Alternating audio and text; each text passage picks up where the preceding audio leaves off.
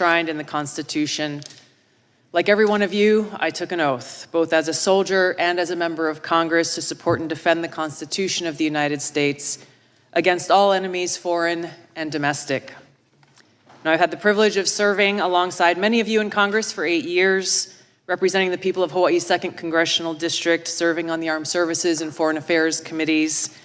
I'm honored to be able to continue to serve as a Lieutenant Colonel in the U.S. Army Reserves now for almost 20 years, where during that time I deployed to 3 war zones and participated in multiple overseas training exercises, where I had the opportunity to see firsthand what life is like in countries where there is no First Amendment, where there is no free press, where government deems itself to be the moral arbiter to its people, dictating to them what is right and wrong, what can and cannot be said, who can speak, who cannot, who is free to worship, and who is not. Now, our founders understood the importance of enshrining our God-given freedoms in the Constitution and Bill of Rights to ensure that no matter which party or person may be in power at any given time, our founding documents serve as a reminder of these freedoms that are guaranteed to every American. Thomas Paine said, "He that would make his own liberty secure must guard even his enemy from opposition. For if he violates this duty, he establishes a precedent that will reach to himself." We cannot be so short-sighted as to thinking silencing speech that we don't like today will not result in our own voices being silenced tomorrow. The work that you've all been charged with in this committee affects all Americans, and it is too important to allow it to fall victim to partisan politics. No matter how deep your differences, we must all agree to stand on the side of liberty. Unfortunately, right now we live in a country where many Americans are afraid to speak freely, afraid to express themselves, afraid to actually have real open dialogue and debate, afraid of losing their job, being canceled, or being accused of a crime, which could happen if recently introduced legislation criminalizing so-called hate speech is passed into law, speech that, no matter how abhorrent, is still protected under the First Amendment.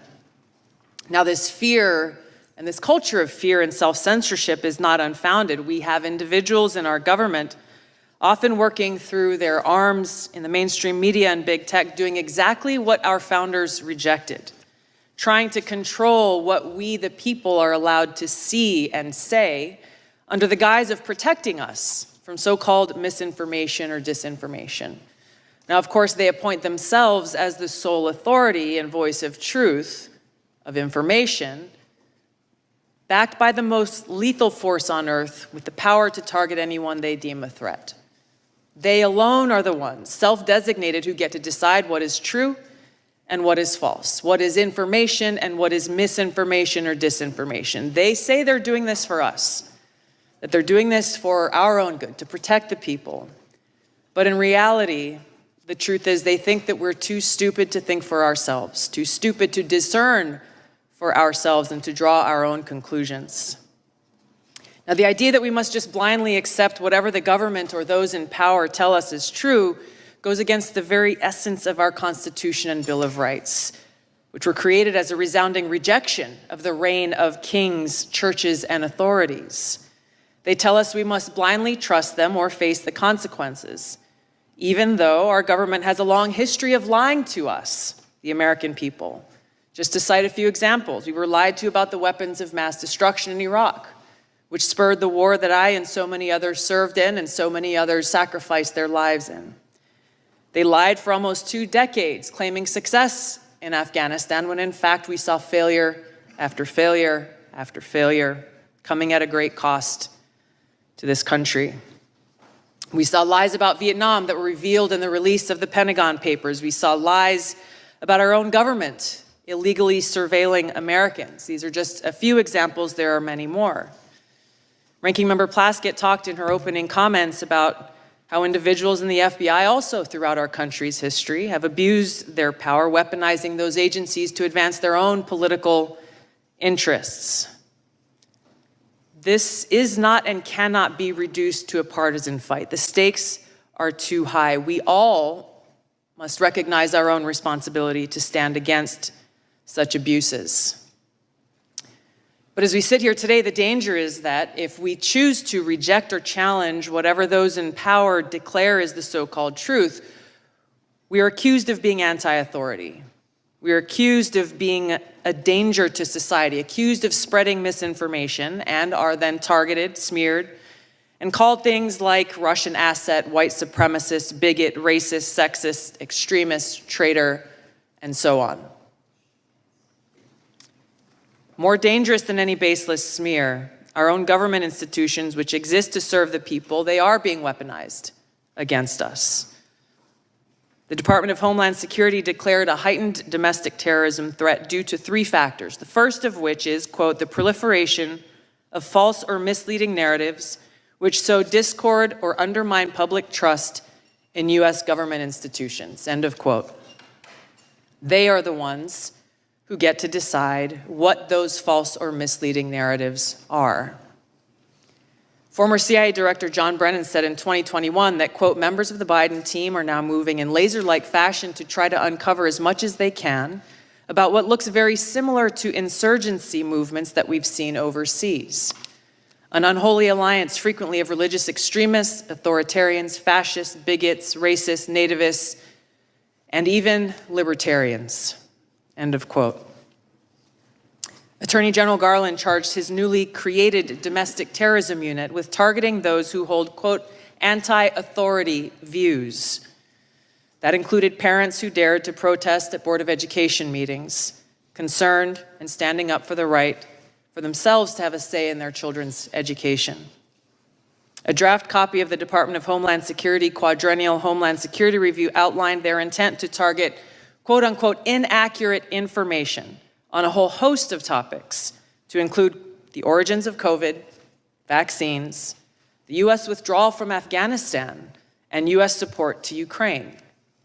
Their misinformation, disinformation, and malinformation team exists to, quote, counter all types of disinformation. Once again, they get to determine what this disinformation is. Meta CEO Mark Zuckerberg revealed on the Joe Rogan Experience podcast recently that Facebook limited the exposure of the New York Post Hunter Biden laptop story just weeks ahead of the 2020 election, only after talking with the FBI. Twitter took similar action, but they recently apologized for doing so, recognizing that their decision was wrong. The cozy relationship between the White House officials, the Department of Homeland Security, the FBI, and big tech is now well documented and results in private companies not restricted by the First Amendment doing the dirty censorship work of those in government who are not legally allowed to do so themselves. The threat big tech monopolies pose to our democracy is real and serious. I've had personal experience with this. After the first Democratic primary presidential debate in 2019, I was the most searched candidate of the night. Unfortunately, and suddenly, my Google Ads account was mysteriously suspended without any notice or explanation. There were no responses to our multiple attempts to resolve whatever problem could have caused this, but after some time passed, magically, my account was reinstated, again with no explanation or apology. But their actions limited my ability to connect with voters who were actively seeking more information about my candidacy and why I was offering to serve them as President and Commander-in-Chief. This has not only happened to me, it's happened to other candidates running for various offices. Joe Kent, running for Congress in Washington State, is one I know personally of. This happens all the time, with these big tech monopolies interfering in our democracy by manipulating search results based on whatever it is that they want the American people to know about a particular candidate or issue that should be concerning to any one of us and all of us. Now, recently, we've learned that with the release of the Twitter files detailed by Matt Taibbi and others, high-level former FBI and CIA and other government officials were behind Hamilton 68 and their list of 644 social media accounts supposedly linked to, quote, Russian influence activities online. Now, Hamilton 68's work was widely cited as fact by institutions like Harvard and Stanford, by mainstream news organizations across the board, by members of the House of Representatives and Senate from both political parties, including the head of the Intelligence Committee. The problem is, it was false. Twitter themselves determined that the vast majority of counts that Hamilton 68 targeted on this list of 644 were, quote, neither strongly Russian nor strongly bots, end of quote. They were mostly anti-establishment American voices from across the political spectrum. I was one of them. Former Secretary of State Hillary Clinton accused me, a sitting member of Congress, a soldier, and a candidate running for president, of being, quote, groomed by the Russians. Her baseless smear worked as intended. It was something that was repeated over and over, headline after headline, article after article, pushed online in every way.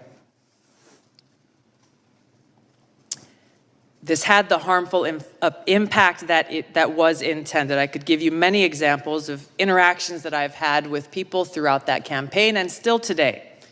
But I remember one in particular that had an impact. Just weeks after this statement was made, I was in South Carolina at a campaign event when an elderly woman came up to me, and I could tell that she was very disturbed. She came up and she put her hands on my shoulders and she looked into my eyes, her eyes welling up, hands shaking, and she said, "Look me in the eyes. I need to know if you are working for Putin."